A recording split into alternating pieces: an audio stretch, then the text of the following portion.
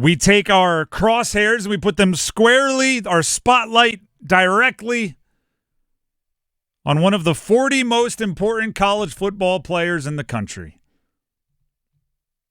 Darian Mensah, quarterback at Duke. ESPN, 40 top most important college football players includes Darian Mensah. He is the headliner. He is the focal point of this team, and the weight of the world is on his shoulders. Just call him Atlas. And it's to me, one of the bigger questions for Duke is he ready for that? That kind of pressure is one of those things that everybody says they want. Everybody says, I thrive in the big moments, but you're not sure until that weight is sitting there on your chest and you got to decide whether you can breathe or not.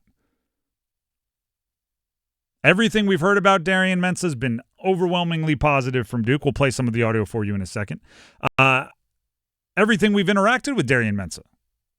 He's been interviewed exclusively on this network. We talked to him at ACC Kickoff. It's been overwhelmingly positive. Right answers, correct answers, doing the right thing, carrying himself like a pro. Trey Freeman, one of the best defensive players on Duke, one of the more accomplished linebackers in the ACC, spoke to the media during after their first practice last week at training camp, and he gave us his thoughts of seeing Mensah in practice. I think Mensah's great. He's real savvy back there. He got a good feel for the pocket and stuff. So I think Mensah's going to help us tremendously, and I think he's handling himself pretty good. That's Trey Freeman from the defense. Let's hear from the offense. Justin Pickett says Mensah, he's an offensive lineman for Duke, says Mensah has taken over as a leader immediately. It's great. It's a great opportunity. It's super easy. A lot of people think normally guys come in and struggle, but he rolled right in, fit right in. He's a great guy. He's an incredible leader. He pushes me. He pushes the offense. He pushes the coaches. So it's an awesome experience. The Athletic drafted players. They did a little. They got all their college football writers together, and they did a thought exercise where they drafted Heisman potential winners, right? And they have a little point system. How many votes did they get at the end of the year? It's like fantasy football, but just for Heisman. Darian Mensah was chosen as a potential. Some national writer out there thought he was worth picking in a Heisman draft. Well, let's be honest. If Duke makes a push for an ACC championship game and even in the college football playoff, well, yeah, it's probably going to be a lot of votes for Darian Mensah. And it's part of it is because and we've talked about Duke as a whole extensively because we're getting ready for football season. It is because he seems like the make or break for Duke right now. Right? We really like their secondary. You know who else does? Darn near everybody. They have multiple players on the best defensive back of the year watch list, multiple players on the All-ACC team. We really like their offensive line. At least I do. You know who else does? Whole bunch of people. Brian Parker's a preseason All-American. Justin Pickett's another guy with a lot of experience. Right? They have a certain connection already to guys that have played well. Trey Freeman, right? Linebackers. They've got some dudes. The coaching staff, Manny Diaz is known for his defensive prowess. There are certain things that you are kind of comfortable expecting good, right? You're comfortable expecting production. And then there's Darian Mensah. And it feels like to me, if Darian Mensah plays great, Duke will have a great season. If he plays good, they'll have a good season. And you get where it goes down from there, right? As he goes, the team goes, and that is so much pressure.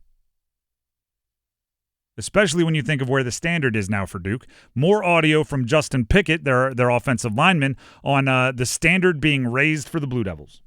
9-4 is the bar now. Like, we don't want anything less than that, and we're going to push to excel, and we want to be in that college football playoff, and we want to be in Charlotte for the ACC championship. That's our goal, and we're not wavering from that. Think about how different that's been for the last two guys. Riley Leonard, you win 9 games, storm the field. Let's go nuts. Malik Murphy takes over, new coach, everybody kind of readjusting their expectations. He wins 9 games. Whoa! Now you have Mensah coming in. That's the new standard. We're trying to win the college football playoff. A little bit more pressure. A little bit more pressure. And I did a little digging this afternoon. I went back and looked up what the last 18 months have been like for Darian Mensah. He's a class of 2023 recruit where he was, according to 247 composite rankings, where they take the rankings from all the sites and kind of average them out, 135th ranked quarterback in the country. Not player, 135th ranked quarterback. Okay. He had 2 offers, 2 scholarship offers, according to 247 Sports coming out of high school. Tulane, which is where he ended up going, and Idaho. Now you may say, oh, well, Tulane just got this diamond in the rough and everybody. He showed up. They didn't play him at all his freshman year. He redshirted, not redshirt because he played 4 games and they were able to preserve it. No, he did not play.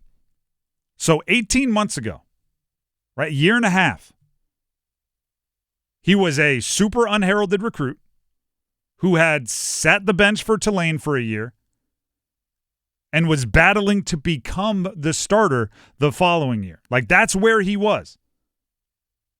Fast forward a year and a half. He has a rising program that has made a significant financial investment in him, right? The NIL reports are between $3 and $4 million a year for Mensah. He's one of the 40 most important players in college football, according to ESPN, and The Athletic thought highly enough of him to draft him in a Heisman draft. And on top of that, you could argue with the step up in competition from Group of 5 to Power Conference, will also come a raising in volume, because the stat that is often ranked with, or referenced, I should say, with Darian Mensah and why everyone's optimistic about him is last year he was wildly efficient. He was 6th in the country in passing efficiency ranking. 6th. And the dudes above him were dudes. Jackson Dart, first-round pick. Will Howard, national champion. Cade Klubnik, projected first-round pick. Like dudes. But there's this other thing that stood out to me. He's 6th. The 5 guys above him, Shedeur Sanders was above him. The 5 guys above him averaged 31 attempts per game. He averaged 22. So he is likely, if he's going to make good on all of these lofty expectations and tremendous amount of pressure, is going to have to jump in his second year as a starter, just 18 months away from, or removed from being a relative unknown. He is going to have to jump up in conference to a more difficult conference. He is going to have to jump up in pressure, right? Because Tulane, you put together a solid season, people get excited. Now Duke is saying, their own players are saying, 9 wins is the bar. So you get a jump in expectations, and you probably have to do it on higher volume, which is a challenge in and of itself, right? I kind of talk about maybe I should use passing efficiency rating like I do 3-point percentage, where it's like if you're shooting higher than 42%, you're not shooting enough. If you're shooting like 48%, shoot more until that bad boy drops to 42. Maybe there should be like a 160 or something in passing efficiency rating. And if you're too far above that, you're not throwing it enough, right? Push it downfield, take more chances, higher volume. But really, that's kind of getting into the X's and O's of football.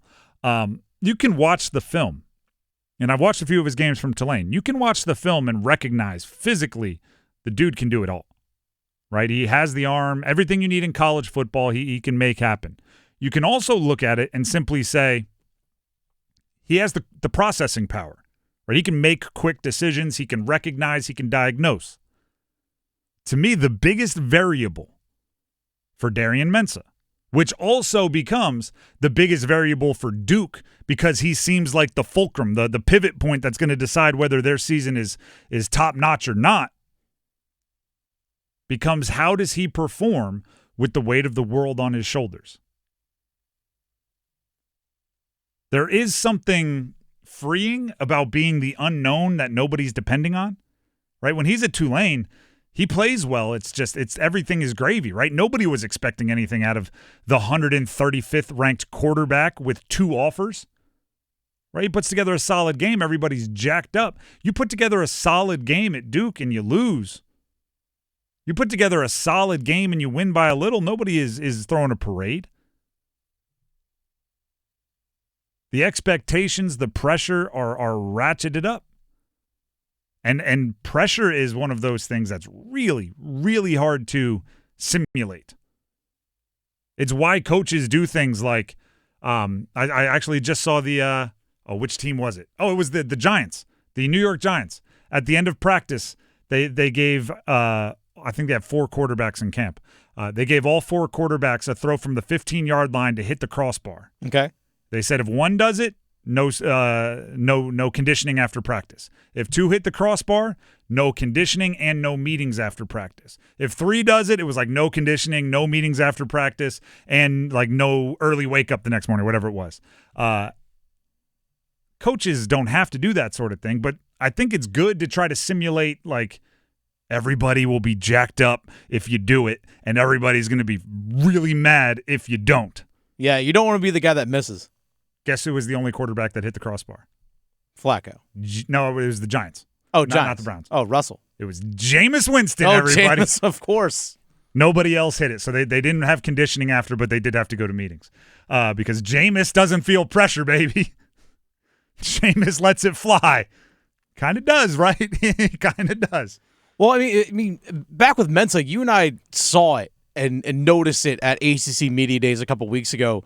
There's a level of charisma and presence around Darian Mensah that you kind of felt like commanded attention, commanded 100%. The room a little bit just by walking in, not by any sort of flash or anything. Just he walked in the room and I was like, okay, something different about this guy. Didn't feel like that moment especially was too big for him. Not at all. Also didn't feel like he was over giddy about it, because I think that could happen too, right? Sure. If you go that quickly from unknown to walking into ACC Media Day, you could think you're too cool for school. Didn't catch that. But you know, I think there is like a pass-fail element of it when you get to the biggest games, right? When you're ranked 5th or when you're ranked 13th and you're playing the 7th ranked, you walk out there and it's either, whoa, I can't see straight, or it's, surprisingly, I'm doing okay here. Or maybe the first time you get hit, it's like, oh, thank goodness, now I'm doing okay here. There's a few different ways to get there, but I think it all, maybe not all, a lot of their season hangs on Mensah.